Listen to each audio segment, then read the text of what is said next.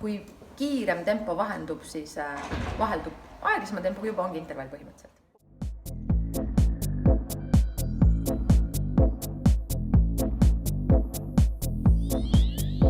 Tegelikult me ju igapäevaselt kasutamegi intervalle. Kõnnime tänaval ringi, istub buss, hakkame bussi peale jooksma. Oligi juba intervall, oli jooksmine, oli kõndimine, 2 asja sai tehtud. Sõltub, mis trenni sa teed. Kui sa oledki selline jooksutüüp, siis käid, kõnnid teatud minutikese, jooksed teatud minutikese. Kui sa oled selline tüüp, kellel meeldib jõuharjutusi teha, siis võid vahepeale teha. Teed mõned kükid, siis teed kätekõverdused, siis teed paar hüpet.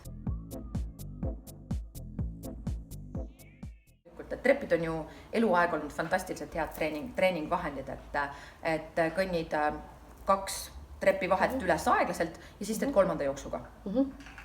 Ma arvan, et see oleks juba päris vahva. Ei, mina ei saa üle ega ümber mingist heast magusast. Vahest mõni väga hea kook, kellegi enda tehtud näiteks.